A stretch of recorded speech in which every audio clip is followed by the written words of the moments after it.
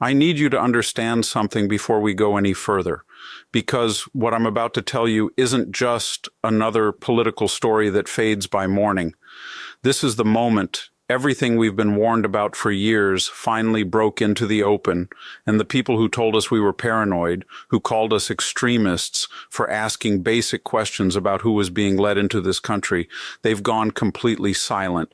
And there's a reason for that silence. What Trump just uncovered in those immigration files doesn't just embarrass the previous administration. It exposes a systematic deception so vast, so reckless, that it makes Watergate look like a parking ticket. I'm talking about 2 million asylum cases frozen, not delayed, not under review, completely stopped. And when you understand why that freeze happened, when you see what investigators actually found in those background checks, you'll realize we came far closer to catastrophe than anyone wants to admit. But here's the part that should terrify every American, regardless of political affiliation. The people who orchestrated this disaster knew exactly what they were doing. They knew the vetting process was a sham. They knew the risks, and they did it anyway because the ideology mattered more than the safety of the citizens they swore to protect. Let me take you back to where this story really begins, because you can't understand the magnitude of Trump's decision without first understanding what happened on a cold morning just outside the White House, an incident the mainstream media tried desperately to bury within 48 hours. It was a Tuesday early enough that most of Washington was still half asleep, and 2 active duty U.S. soldiers were walking near the White House complex when an Afghan national, someone who supposedly went through the entire vetting process, someone who was welcomed into this country under Operation Welcome Allies, ambushed them without warning. He didn't rob them. He didn't demand anything. He executed one of them with a single shot to the head and left the other fighting for life in a hospital bed. And when federal agents finally subdued him, he was nearly naked, having torn off his own clothes in what investigators believe was preparation for what he thought would be his entry into paradise. The media's response was immediate and predictable. They focused on everything except the questions that mattered. Was this terrorism? Did he yell anything before the attack? How exactly did someone like this get through the so-called vetting process? And when pressed, officials kept repeating the same word over and over like a mantra. Vetted, he was vetted, they were all vetted. Trust the system. But I started asking a question that nobody in the administration wanted to answer. What does vetted actually mean when you're processing thousands of people per day in the chaotic final hours of a military withdrawal? When you're operating out of a collapsing government with no reliable database, no background records, no way to verify anything someone tells you? I'll tell you what it means. It means absolutely nothing.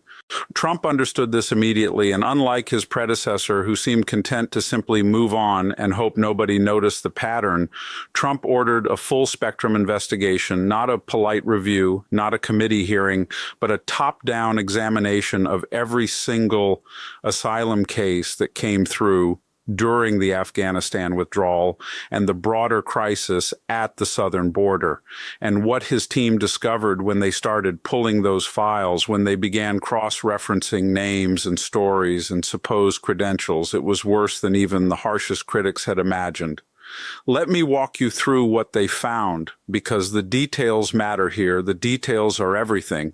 First, they discovered that Operation Welcome Allies, that feel-good slogan the Biden administration used to sell this disaster to the American people, had essentially no vetting component at all. People were asked if they worked with American forces, and if they said yes, if they could produce any document, forged or otherwise, that suggested affiliation, they were processed and brought to the United States. No background investigation, no cross-checking with military databases, no interviews with commanding officers who supposedly worked with these individuals.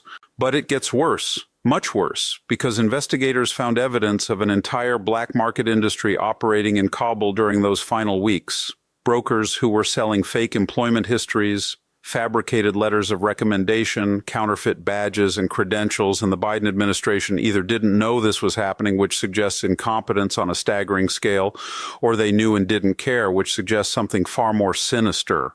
I spoke to someone who worked in the immigration processing system during this period, someone who was there on the ground, and they told me something that still keeps me up at night. They said the pressure from Washington was explicit and overwhelming. Speed was the only metric that mattered.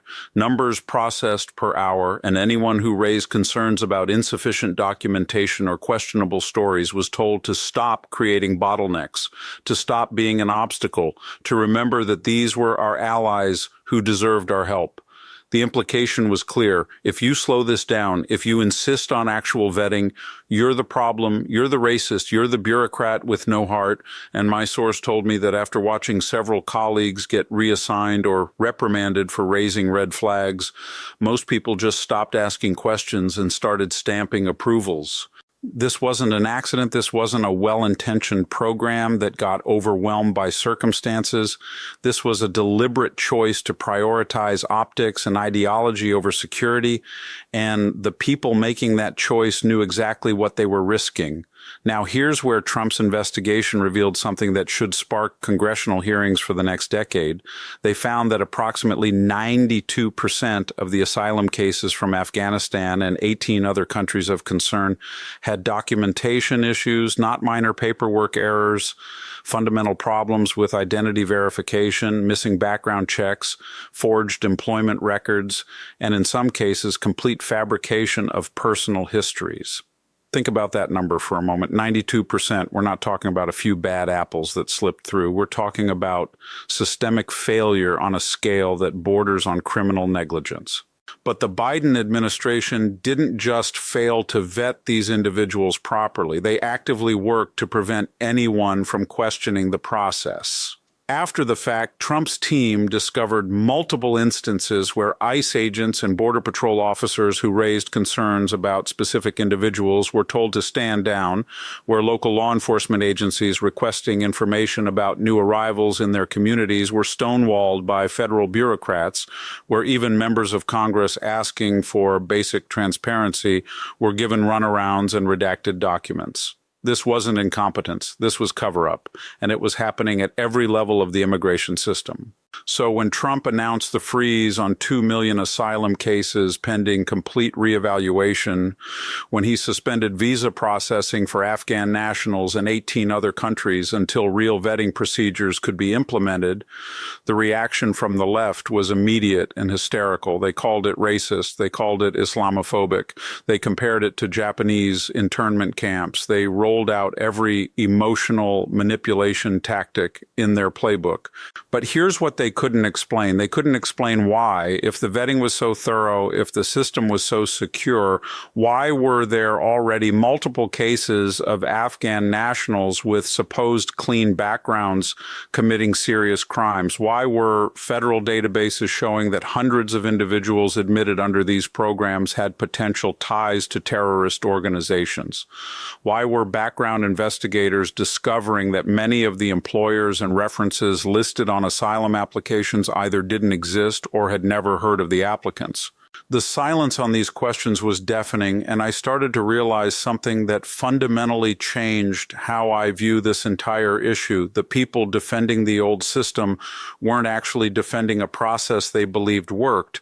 They were defending an ideology that requires them to pretend it works, because admitting the truth would mean acknowledging that Trump was right, that the concerns about border security and vetting weren't racist paranoia, but legitimate national security issues. And for many on the left, that admission is simply impossible. The ideology won't allow it. Let me tell you what happened next, because this is where the story takes a turn that nobody, and I mean nobody, saw coming. As Trump's team dug deeper into these immigration files, as they started pulling on threads that the previous administration hoped would stay buried forever, they discovered something that goes beyond simple incompetence or even ideological blindness.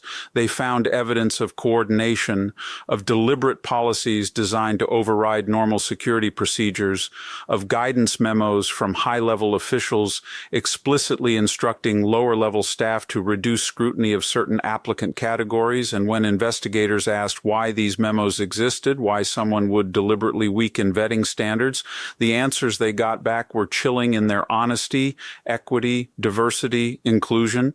The holy trinity of progressive governance had been applied to immigration policy with predictable and catastrophic results. You see, the people running immigration policy during the Biden years weren't just incompetent bureaucrats overwhelmed by circumstances. They were true believers in an ideology that views traditional security measures as inherently discriminatory, that sees any attempt to distinguish between applicants based on country of origin or religious background as proof of systemic racism, that believes America's greatest sin isn't failing to protect its citizens, but failing to fully embrace its role as a haven for the world's oppressed regardless of cost or risk. And when you operate from that ideological framework, when you genuinely believe that vetting procedures themselves are manifestations of white supremacy or Islamophobia, then of course you're going to cut corners. Of course you're going to pressure staff to approve questionable cases. Of course you're going to prioritize speed over security, because in your mind, the real injustice isn't a few dangerous individuals slipping through. It's the possibility that someone deserving might be denied entry because some racist bureaucrat insisted on excessive documentation. This is the mindset that led to the D.C. attack. This is the ideology that put American soldiers in danger on American soil. And this is what Trump exposed when he froze those 2 million cases. But here's where this story connects to something much larger, something that goes beyond immigration policy, to the very heart of what American citizenship means. And I need you to understand this connection because it explains why the left is fighting so desperately to preserve a broken system. For decades now, progressives have been systematically devaluing citizenship. They've pushed for policies that give non-citizens access to benefits that were once reserved for citizens. They've advocated for voting rights for illegal immigrants. They've created sanctuary cities where federal immigration law is openly defied. They've implemented programs that provide better housing assistance to newly arrived migrants than to American veterans, and they've wrapped all of this in the language of compassion and human rights. But what they've really been doing is erasing the distinction between citizen and non-citizen, dismantling the very concept of national sovereignty, and creating a system where the only people who don't get preferential treatment are the Americans who were born here or who went through the legal immigration process. I saw this firsthand in my own community. I watched as Afghan families were placed in subsidized housing with wait times of 6 months, while American families, some of them veterans, some of them disabled, sat on waiting lists stretching 2 to 3 years. And when I asked local housing officials how this was possible, how people who'd been here for generations were being passed over for recent arrivals, I got the same answer every time: federal guidelines, prioritization mandates, equity requirements, all bureaucratic language designed to obscure a simple truth. Your citizenship doesn't matter anymore. In fact, it might actually count against you.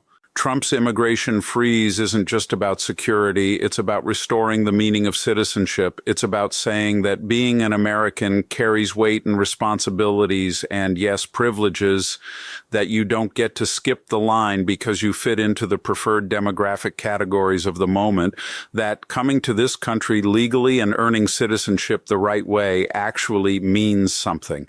And this is what terrifies the progressive establishment, because if Trump succeeds in implementing real vetting standards, if he actually manages to restore integrity to the immigration system, it exposes everything they've been doing for the past 20 years as the fraud it always was. The 2 million asylum cases Trump froze represent something far more significant than numbers on a spreadsheet.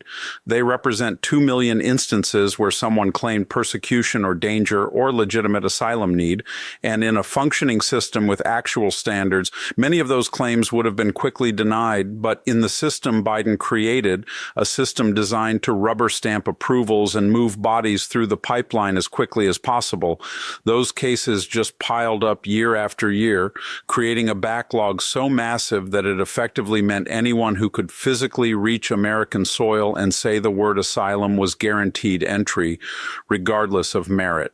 Let me paint you a picture of what this looks like in practice, because the human cost of this policy failure isn't abstract.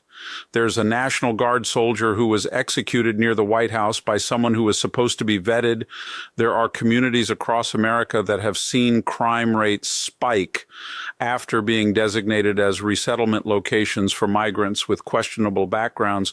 There are American families who can't access housing assistance or social services because the system is overwhelmed, caring for people who aren't citizens and in many cases aren't even here legally. There are veterans who risk their lives for this country, watching as people who've contributed nothing receive benefits they have to fight for. And there are legal immigrants, people who spent years navigating the proper channels, who paid thousands in fees, who waited patiently for their turn, watching in disgust as others cut the line and get rewarded for it. This is the reality of compassionate immigration policy divorced from common sense. This is what happens when ideology overrides everything else. And this is why Trump's action, freezing those cases and demanding real accountability, resonates with so many Americans, regardless of their background. I've talked to naturalized citizens, people who came here from Somalia, from Mexico, from India, from all over the world. And you know what they tell me? They're angry. They're furious, actually, because they did it the right way. They followed the rules. They respected the process. And now they're watching people who didn't do any of that get treated better than they were, get access faster, get more assistance. And they're asking the same question I am. What was the point of doing it legally if the illegal route is faster and more rewarding? The answer, of course, is that there is no point, not in the system Biden created. And that's precisely why Trump had to blow it up and start over. Now, I want to address something directly, because I know there are people reading this who are thinking, but what about genuine refugees? What about people who really are fleeing persecution? Doesn't Trump's freeze hurt them too? And the answer is yes, probably some legitimate cases are likely caught up in this freeze. But here's what you need to understand. That's not an argument against the freeze. That's an argument against the system that made the freeze necessary. If the Biden administration had implemented proper vetting from the start, if they maintained standards and actually verified claims instead of waving everyone through, we wouldn't need this kind of drastic correction. The system would work the way it's supposed to. Genuine refugees would be identified and protected. Fraudulent claims would be rejected, and American security would be maintained. But they didn't do that. They chose ideology over responsibility. They chose political optics over citizen safety.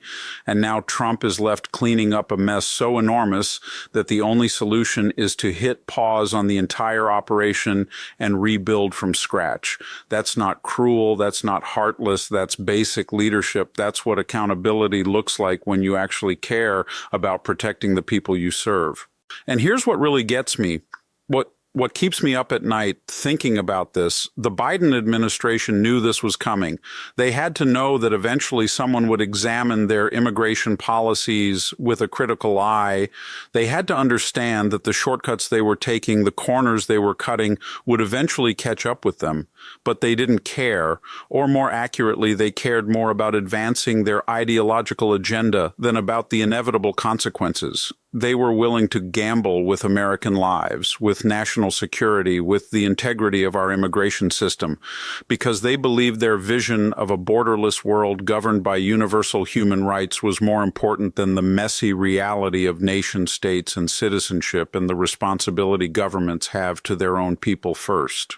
This is the fundamental divide in American politics right now, not Republican versus Democrat, not conservative versus liberal, but people who believe America is a nation with borders, sovereignty, and the right to determine who enters and under what conditions, versus people who view those concepts as outdated relics of a nationalist past that needs to be dismantled. Trump's immigration freeze is a declaration of which side he's on, and more importantly, it's a signal to the permanent bureaucracy that the old way of doing things is over. What happens next is critical because this freeze is just the beginning. Trump's team is now conducting what amounts to the largest immigration audit in American history. Every one of those 2 million cases will be re-examined under new standards. Real background checks will be conducted where possible. Claims will be verified. And here's the part that should worry every Biden administration official who touched this disaster. If investigators find evidence that proper procedures were deliberately circumvented, if they discover that warnings about insufficient vetting were ignored or suppressed, there will be accountability. Not the kind of accountability where someone loses a promotion or gets reassigned to a less important role. Real accountability, the kind that involves congressional testimony and inspector general investigations and potentially criminal referrals for anyone who knowingly endangered American citizens. The stakes are that high, the evidence is that damning, and Trump is that serious about exposing what happened. I've spent enough time around politics to know that moments like this, when the full scale of government failure becomes undeniable, are extremely rare. Usually there's enough ambiguity, enough ability to spread blame around, enough procedural complexity that no one person can be held fully responsible. But this case is different. The immigration crisis of the past 4 years wasn't the result of difficult circumstances or impossible choices. It was the result of deliberate policy decisions made by identifiable people who believed they knew better than the American public what kind of country this should be. And now those same people are watching as everything they built gets systematically dismantled, as the veneer of competence and compassion gets stripped away to reveal the recklessness underneath, and as the public finally understands what was done to them in the name of diversity and inclusion. This is the reckoning they always feared. This is the moment when ideology collides with reality and reality wins. So when you hear the media talking about Trump's cruel immigration freeze, when you see activists protesting outside ICE facilities, when you watch progressive politicians give impassioned speeches about America turning its back on refugees, I want you to remember one thing. None of them can answer the basic question at the heart of this entire crisis. How many Americans need to die? How many soldiers need to be attacked? How many communities need to be destabilized before we're allowed to say that maybe, just maybe, we should actually know who we're letting into the country? The fact that they can't or won't answer that question tells you everything you need to know about their priorities. And it explains why Trump's decision to freeze those 2 million cases and start over isn't just good policy. It's absolutely essential to restoring any semblance of sanity to our immigration system.